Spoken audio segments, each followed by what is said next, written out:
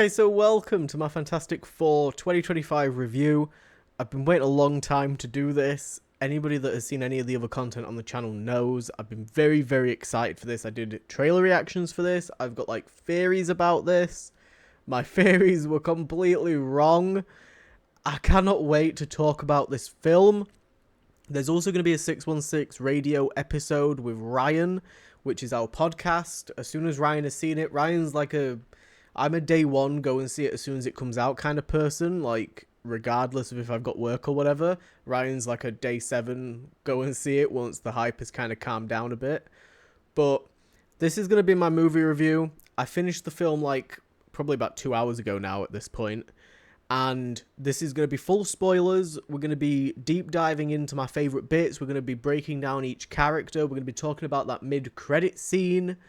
I highly recommend that you go and watch this film before looking at any reviews for it, if you can. I know that we kind of live in a world at the moment where a lot of people want to know the spoilers before they go in because they want to know if it's going to be worth their time. In my opinion, this film is worth your time. Now, it's Super Fantastic Month, and for those that did listen to our podcast where I broke down Superman, and you know, both me and Ryan kind of had very similar opinions on Superman. Superman landed at like a 7 out of 10 for me. Sort of a 7.5 out of 10, but I'm rounding it to a 7 out of 10. So at the end of this, I'm going to be rating this. Thunderbolts was a 9 out of 10 for me. I do lean a little bit more towards Marvel stuff. You can call me a Disney shill or a Marvel shill, it doesn't matter. Whatever. But we're going to be going through, I'm going to be talking about stuff, we're going to be referencing the comics, we're going to be talking about Secret Wars. We've got a lot to talk about and I cannot wait. So, first things first, the plot. Because holy shit, was I completely wrong about this plot, as were most people. Because everyone just assumed that there was going to be like a huge time jump and that Sue was going to have the kid during this time jump. No, not at all. So, essentially the plot of this is that Galactus wants the planet and then eventually wants Franklin, which they revealed during clips and stuff, which that's a whole different conversation that I'm sure we'll get to during the podcast, but the marketing for this film was a little bit strange. But the plot is what you would expect. They kind of very hastily rush through the origins, which is my favourite way to do it. I think that you've got to have the origins there. I'm a big preacher for giving us like superhero origin stories because it helps you emotionally connect with the characters a lot more, especially when you're doing a new iteration of that character with new actors and stuff. You connect way more when you get to see the trauma that they go through. Whether or not you already know it going in is irrelevant. I'm a person that I feel like you need to know it. So they very hastily go through all of that and we get a montage of them defeating certain villains and stuff that we'll get onto a little bit later, but essentially they're well known. They've been around for 4 years, and out of the blue, boom, here's the Silver Surfer, Shalabal. And we're going to get sort of a bit more of an in-depth review of her a little bit later on, but she's here to herald the beginning, herald the end, herald Galactus, as we've seen, and the Fantastic Four respond by, well, we'll go fucking talk to Galactus. Why not? Let's go have a chit-chat with him.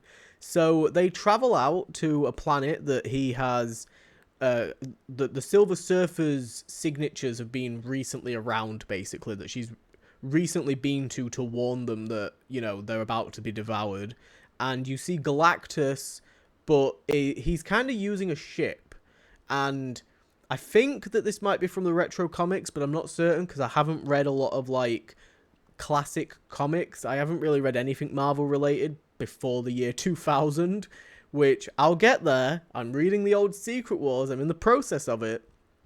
But I'm kind of used to the whole towering Galactus devouring the worlds, physically eating them kind of thing. So I was initially bummed out that they didn't do that. But then when they get onto the ship and, you know, they witness the planet getting destroyed and then they get onto the ship and they actually see Galactus and he is terrifying. He is insanely menacing. And there's sort of, when he's speaking and stuff, which I can't remember for the life of me off the top of my head what his name is. His last name is like Einstein, and he's in, I think, like the Hot Fuzz films, maybe. He's in, oh, what is he in? He's in something. The Witch. He's in The Witch. He's got a fantastic voice. His voice is incredible. And his voice here is amazing as well. And you can tell that it's him, but there's kind of like a effect onto it. It's great. The design for him is great. We'll get onto him. But yeah, so they interact with Galactus. They tell Galactus to basically stuff it. We're not giving you, you know, the planet or our kid, because he hones in and wants Franklin. He initially just wants the planet, but then he wants Franklin, because Franklin is incredibly powerful. For anybody that has read Secret Wars, you know the power that Franklin has. So he wants Franklin because he sees Franklin as like his successor, somebody that can do the job that he's doing so that he doesn't have to do it anymore, which, you know, adds a whole layer of sympathy a little bit to his character, but again, we'll get onto that a little bit later. So they return, and they basically have the amount of time that it takes for Galactus to travel from where he is to Earth to figure out how to stop him. And I kind of predicted that in, like, when we were watching the trailers, I thought that maybe they were going to try and put a force field around the world using the projectors that they've got, but instead they were building multiple versions of the bridge. And I said in my first trailer reaction that if they include the bridge, they're doing incursions at some stage, because the bridge is essential for the incursion storyline. It's the whole reason that they're able to track the incursions, know when they're going to happen, and also get a glimpse into the world. So they end up using the bridge, but it's for teleportation. The plan, Reed's plan that he's developing, is to teleport the Earth, which would cause an incursion, because you can't have two Earths in the same place.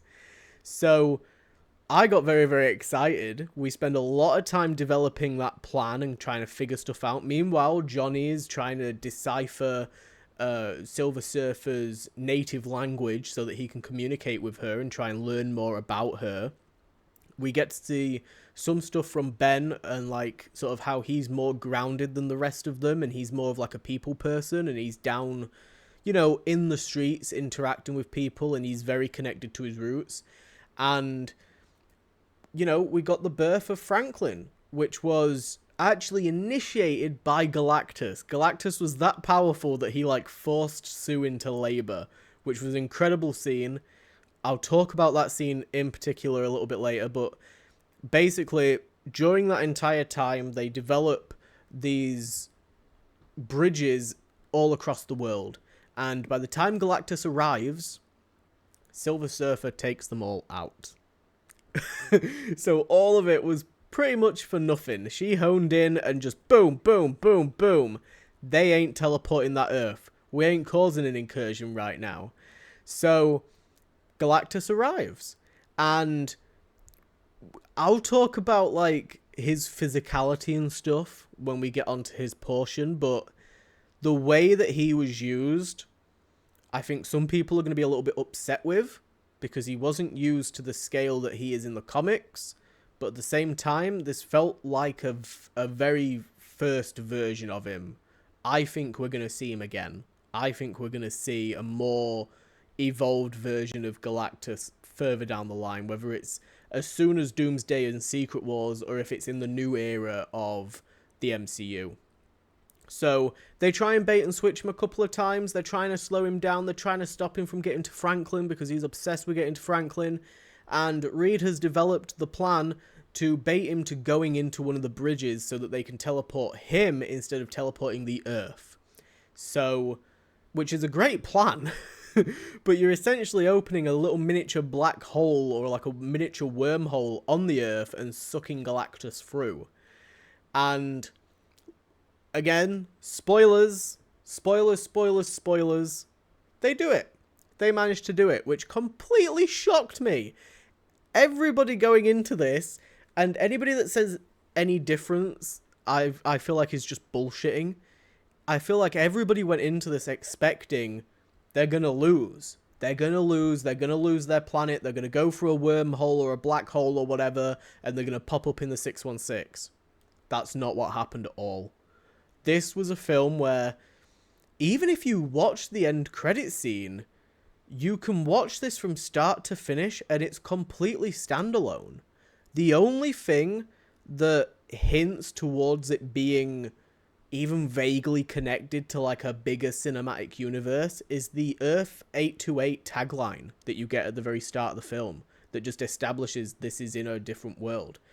I would love to see more films like this, where from start to finish they're completely standalone stories of characters that we know in a completely different aesthetic, visually, cinematically, tonally. Like, this was great. It was really, really well done the way that they did it. And like I said, it was a story that started, it had an issue to deal with, and then they dealt with it. It was a very traditional kind of layout for a story. You had conflict and bickering in between. You had tension in between. You had a death, which we'll get onto. It was really, really well done. So the plot for this completely subverted my expectations. I went into it thinking that I knew what the plot was going to be and what was going to happen, and it was I was completely wrong, and I love that about a film. And again, like, I wasn't the only one with it. There were a lot of people on social media that were like, oh, well, we know Galactus is going to win because the Fantastic Four can't defeat Galactus. Well, they figured out how to. So, let's talk about the man himself.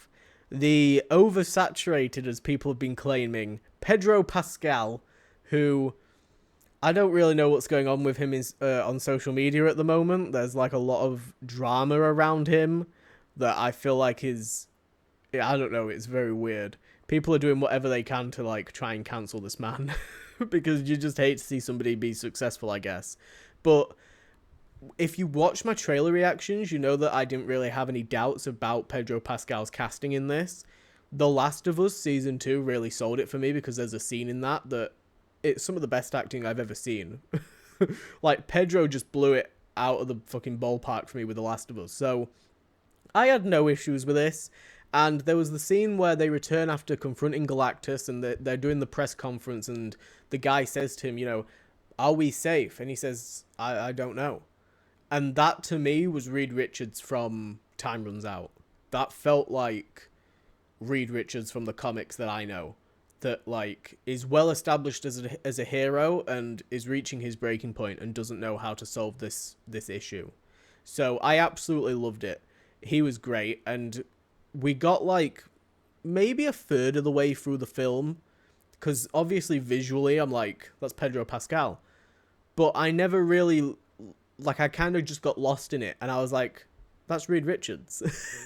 And that's how you know that it was good.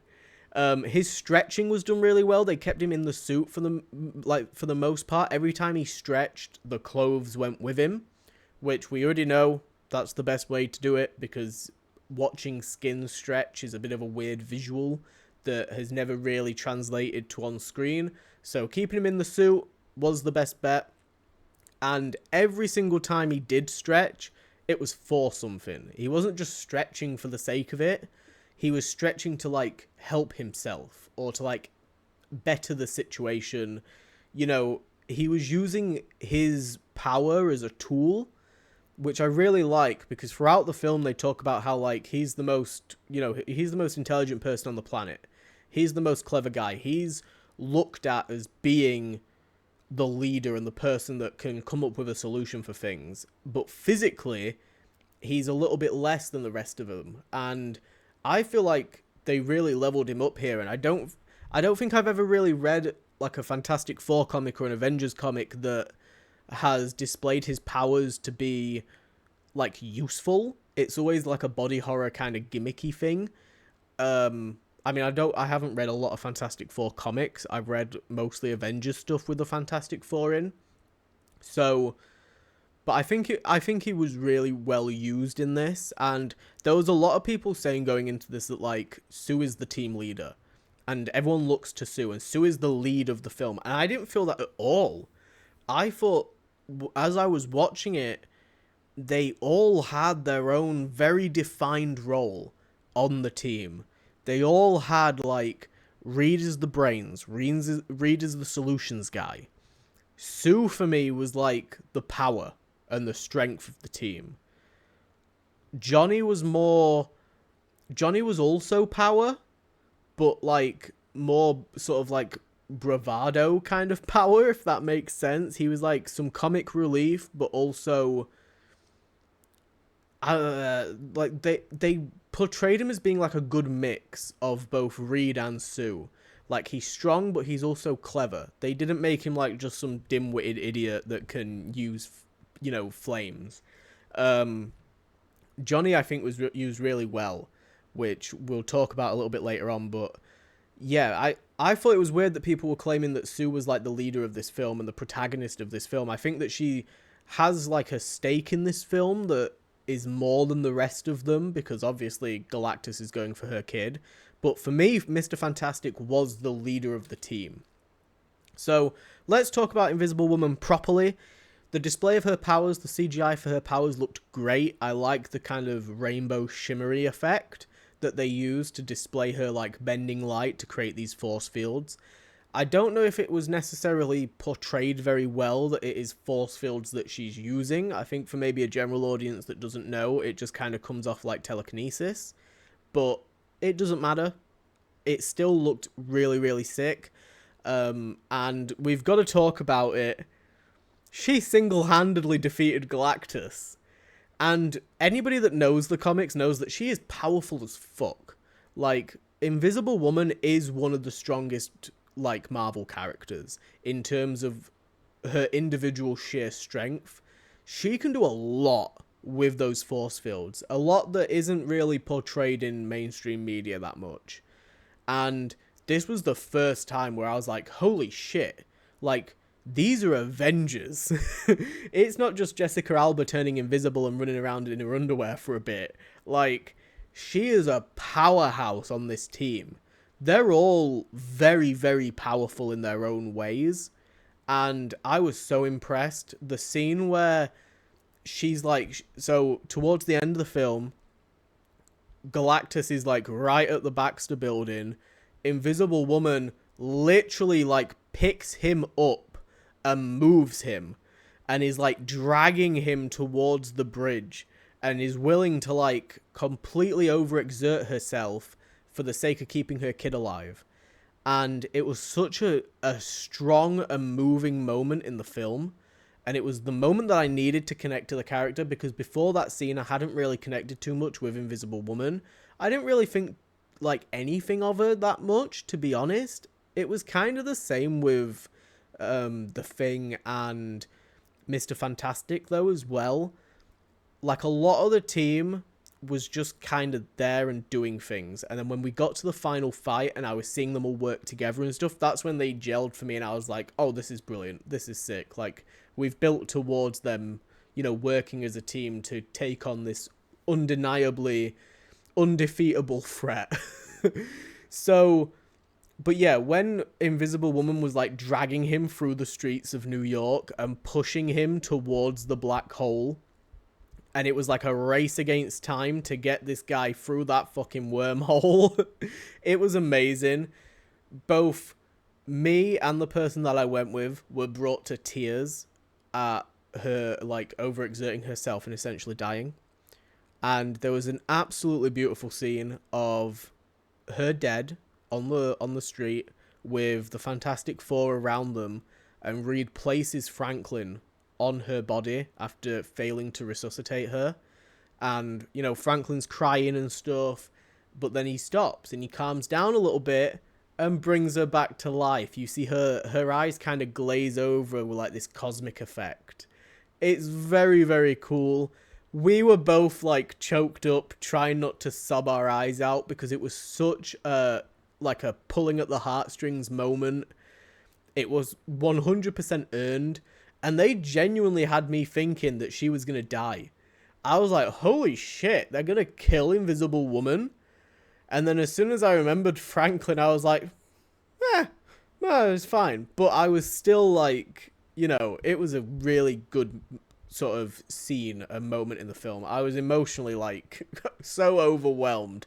But the visual of her pushing Galactus was incredible. Absolutely. It was fantastic. It was incredible. It was really well done.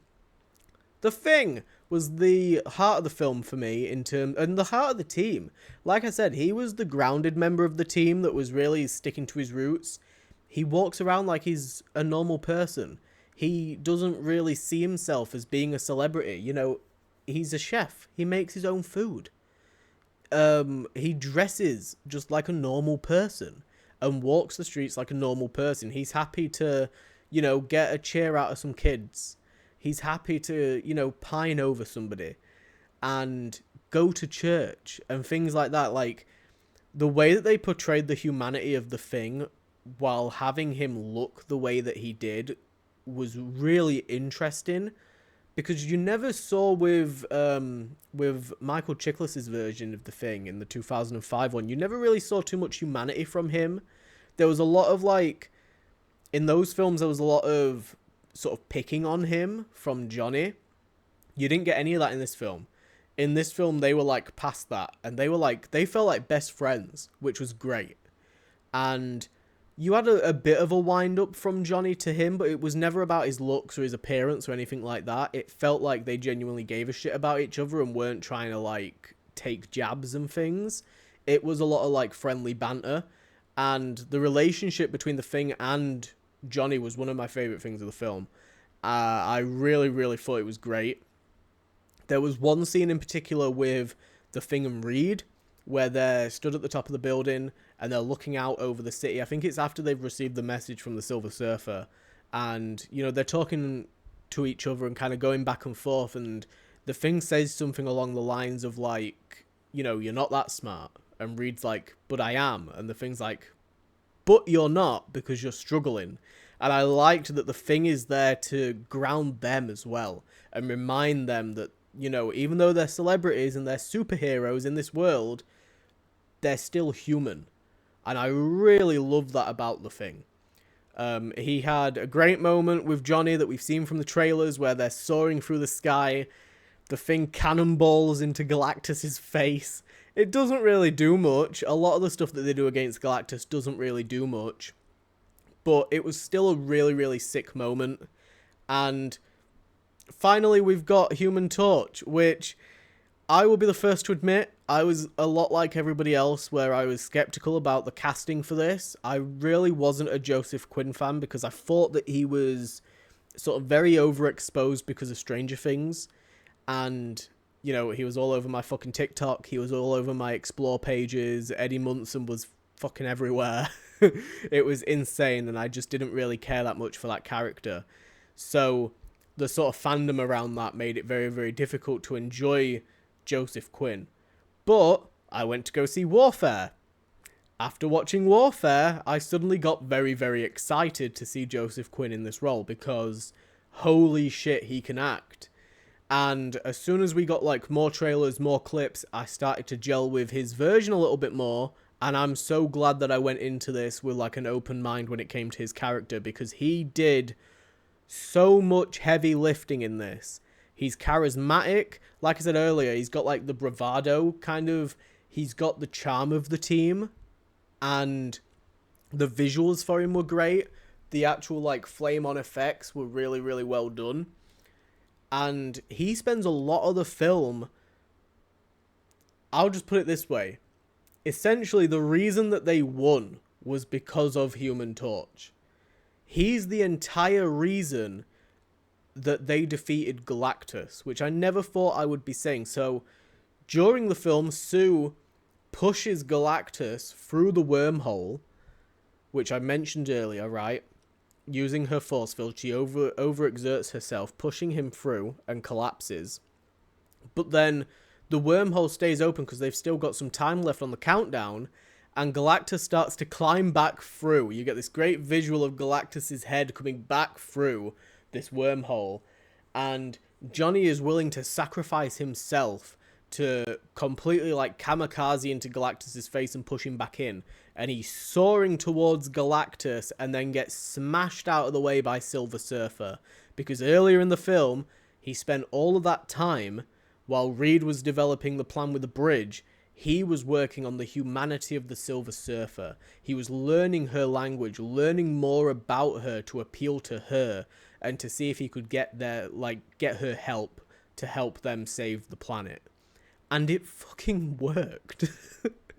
This whole film sort of leans into the concept of humanity and people and being human.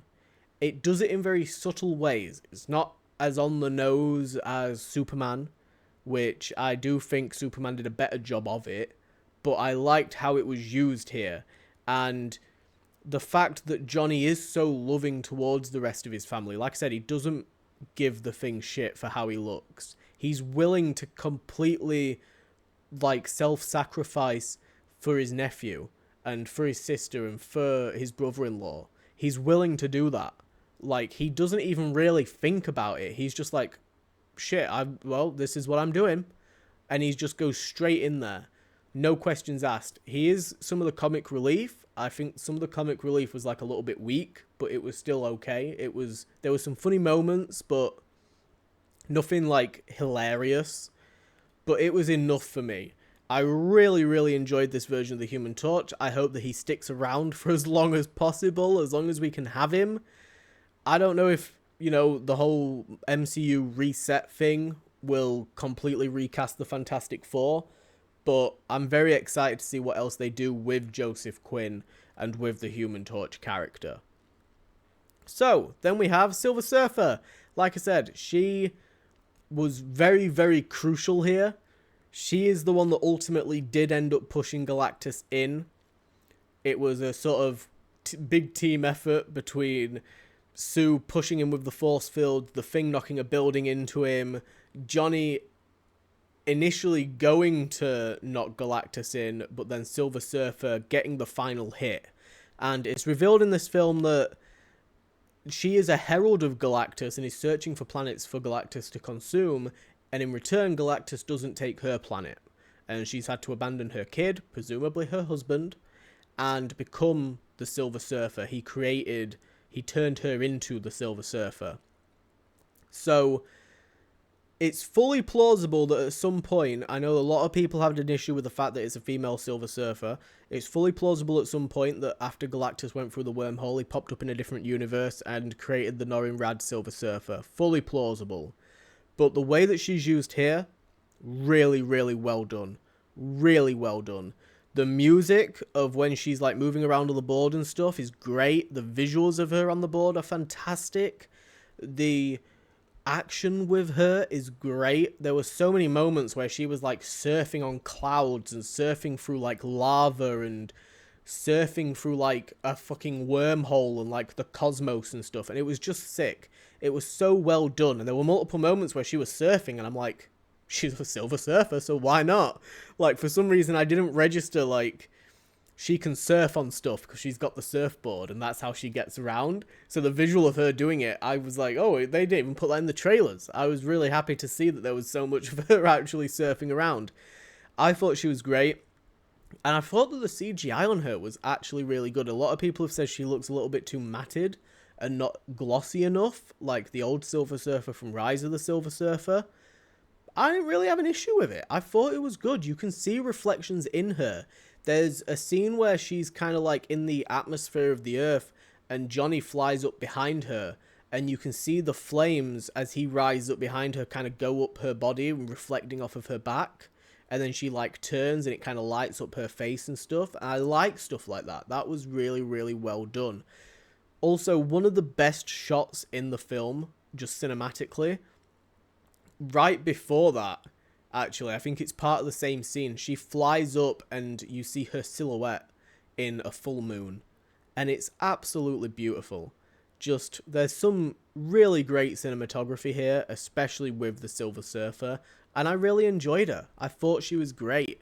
And there was sort of enough going on in the film for me to completely forget that, Johnny appeals to her humanity and then she fucks off. And then by the time the end battle finishes, she comes back, and I'm like, oh, of course, she's back.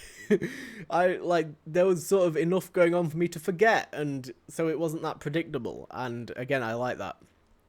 So let's talk about Galactus. I don't want to show any official sort of like leaked images of him, so we'll use this concept art that was shown, this sort of promotional piece. This is what he looks like in the film, and the first time you see him, he's just a pair of eyes looming in the sky, and it is like Lovecraftian is the only way for me to describe it. There's so many scenes in this with like the H.R. Geiger aesthetic of like Alien mixed in with this Lovecraftian cosmic horror. A lot of the stuff when you're on his ship looks like Geiger art.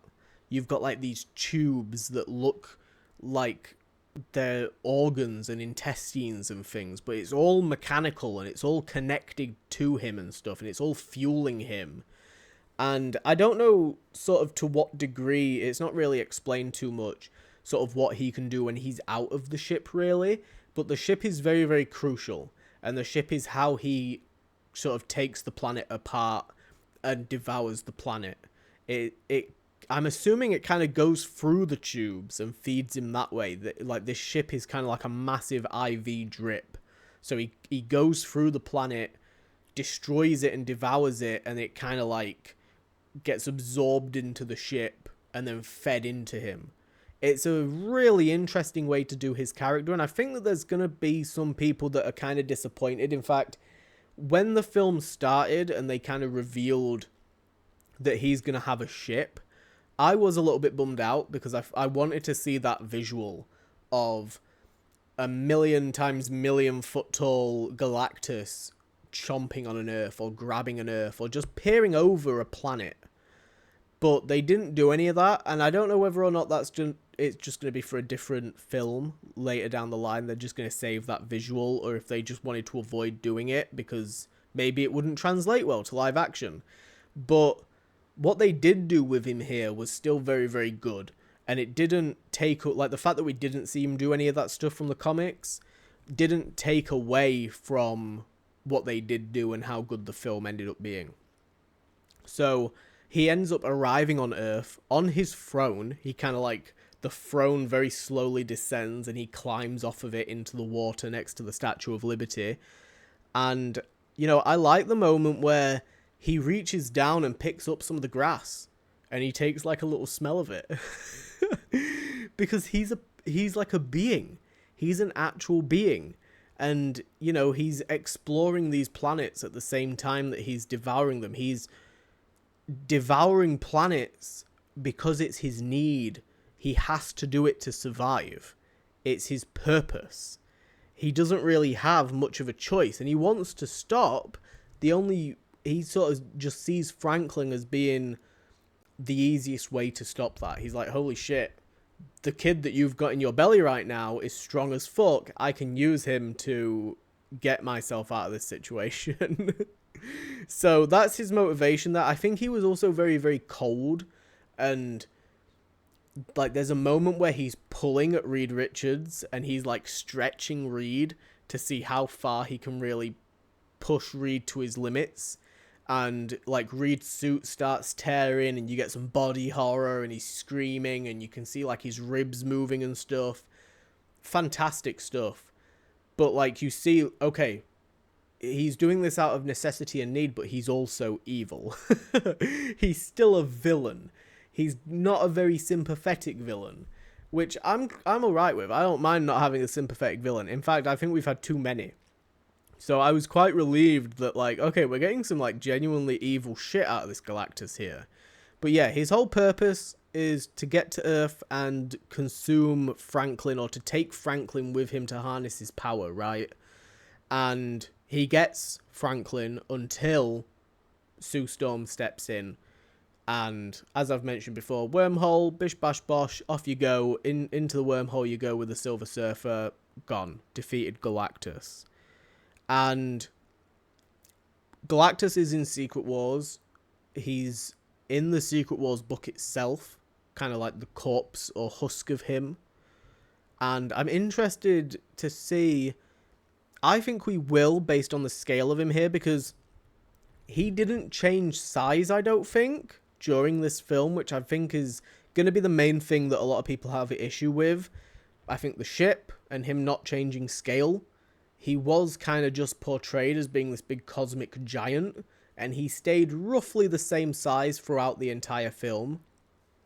So that's why I kind of feel like it's an early version of him, and he will evolve into being the cosmic entity that we're used to. I personally, again, I'm not like a diehard Galactus fan, so I didn't really give a shit. It didn't take anything away from me. So I was really, really happy and like satisfied with what I was seeing. But I can see, I would completely understand if somebody said that they took issue with it because of that. Because, again, like in pop culture and modern media, we're used to the Galactus that can eat planets and has that visual of towering over planets. Einstein, who voiced him, amazing, brilliant job, absolutely iconic. No notes. No more notes for Galactus. So that was all the core characters, but there were some cameos here. So we got Mole Man, who was more of a supporting role than a cameo. He was quite crucial to the actual story. I'm not going to talk about him too much, but he was very, very well used here, and they did a lot of really great world building. The world building in this film was fantastic. They established not only the origins, but their rogues gallery. We saw a montage of them taking out different people.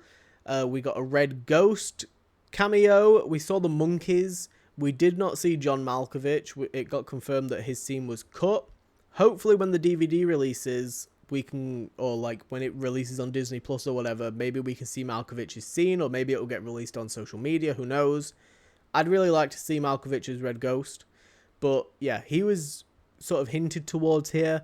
And then very early in the film, when Sue announces the establishment of the Future Foundation, we get a glimpse of all of the countries that are there present for, it's essentially like the United Nations, but the one representative that isn't there is the representative for Latveria. Where was Doom? What's he been doing? That's what I'm very excited to find out.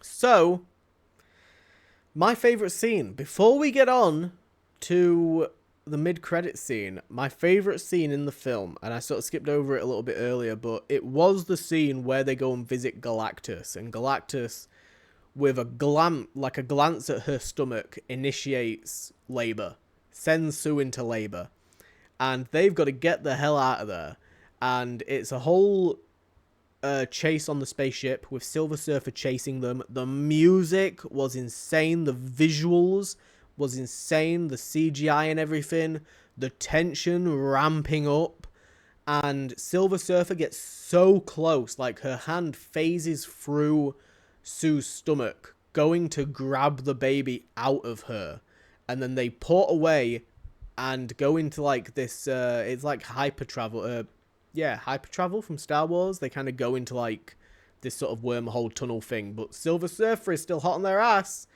and Reed is like, Jumper's out there, and Ben's like, well, there's a black hole there, and he's like, I don't care, Jumper's out there, and suddenly they're having this chase around a black hole, and just the visual of it is insane. Like, the sense of scale when it came to the space scenes was brilliant.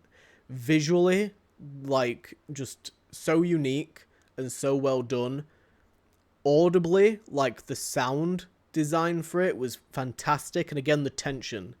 So good, because you didn't know whether or not at this point in the film, you know, are they going to get sucked into a black hole and pop out at the 616? They could.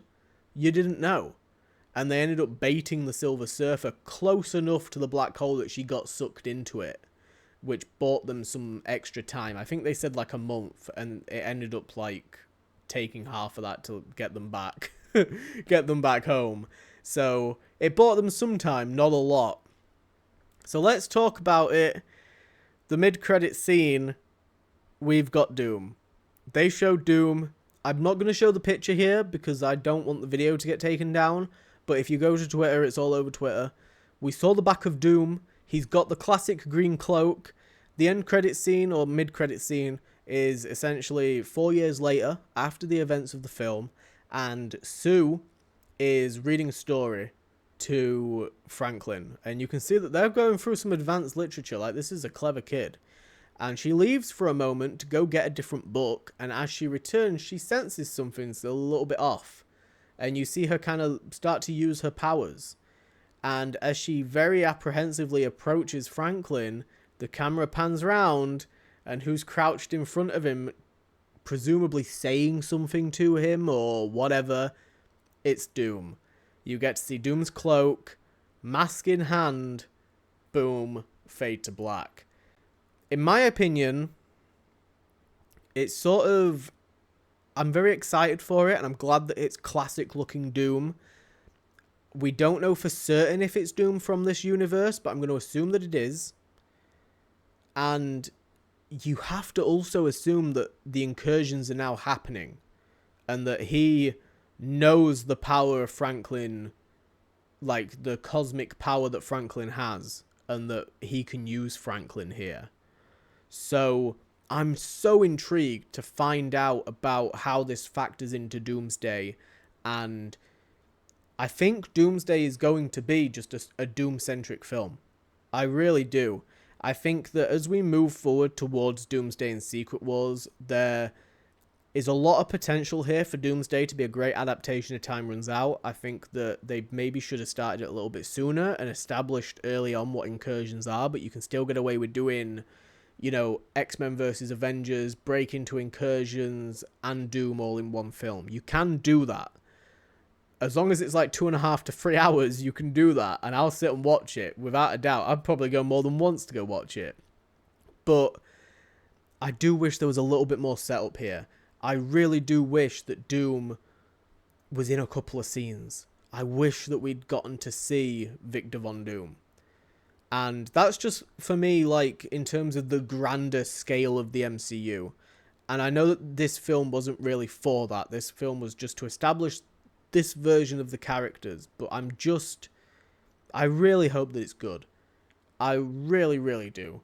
I want it to be good. And recently we've seen that, you know, Kevin Feige said, you know, oh, Doom was always the plan. And we realized quite early on that Kang wasn't big enough. And some of it makes sense with the Russos saying that they wanted to do Secret Wars after Endgame. You know, Doom being on the table and being spoken about and stuff, and then they acquired the rights so they could actually do it. I still think that there could have been some more setup here. I think you have to do it in Doomsday, you have to, but I'm really, really glad that they teased him here. We've got Spider-Man, which is the only other MCU film to come out before Doomsday. And then between Doomsday and Secret Wars, as far as we know, we've got nothing. So maybe we'll get a Doom tease at the end of Spider-Man. I really don't know at this point. It's a really tricky one to kind of try and predict. But if Doomsday is an adaptation of Time Runs Out, and we get, you know, a 20 to 30 minute like flashback origins of who Doom is, where he's come from, what his motivations are, and then boom, we're straight into Avengers versus X-Men and Time Runs Out, then I'll be happy. I think they can do this and they can pull this off. I think there's a chance here that they can do this. But yeah, the mid-credit scene got me very, very hyped. I was very, very happy. I mean, the cameo to Latveria early on also got me happy, because boom, he exists in this universe. I don't know whether or not that makes the Doom that we saw the one from Latveria in that universe. Maybe he's scaled the multiverse and travelled. We really have no idea yet. My prediction in terms of the Thunderbolts end credit scene is that it is Doom and Franklin inside that ship. And the story that we've got going on through Doomsday is that he's kidnapped Franklin and he's somehow gotten away with Franklin. The Fantastic Four are following. They land on Earth. Incursions are happening because of Doom or whatever. I'm so excited for it. I cannot wait for us to cover this on the 616 and find out what Ryan thought about it. I'm hoping he enjoys it. But yeah, in terms of my overall rating for it, again, I rated Superman a 7.5, Thunderbolts a 9, and I'm going to rate Fantastic Four a 10. I really connected with this film. I thought that it was great visually. I thought that the action was great. It was well paced. This was the definitive live action version of these characters that I feel like I've been waiting for. And again, the film had an opening, a middle, and a close. And it didn't rely too much, or it didn't rely at all on the rest of the MCU on this grander scale of things. And it was just a good Fantastic Four film. Was it, the greatest film of all time? No. Do I have my little, nitpicking issues with the film? To a degree. But it was just so enjoyable. So enjoyable. There's nothing that I can really suggest that would improve this film at all. I really did just enjoy it. I had a great time. It made me cry. It made me laugh. And I was in awe at the visuals of it and the scale of it. So that's my review for the Fantastic Four. I'm sure that I will be hailed a Disney shill for not really enjoying Superman as much as this. But yeah, I enjoyed it. Let me know what you thought of it. What did you think of the mid-credit scene? Do you have any predictions for Doom? I still can't believe that we saw him. I mean, I know that it was like a kind of obvious thing, but there was just doubt in the back of my head the entire time. But let me know your opinion on it, what you thought. Are you going to go see the film? Are you going to go rewatch the film if you've already seen it once? And how do you rate it compared to anything else? Thank you for watching, and I will hopefully see you guys when me and Ryan talk about it. Mostly going to be Ryan, because I've rambled about it already, but I will hopefully see you guys in the episode of 616 when we go ahead and review this. So thank you for watching. Feel free to leave a thumbs up, and I'll see you guys in the next video. Bye-bye.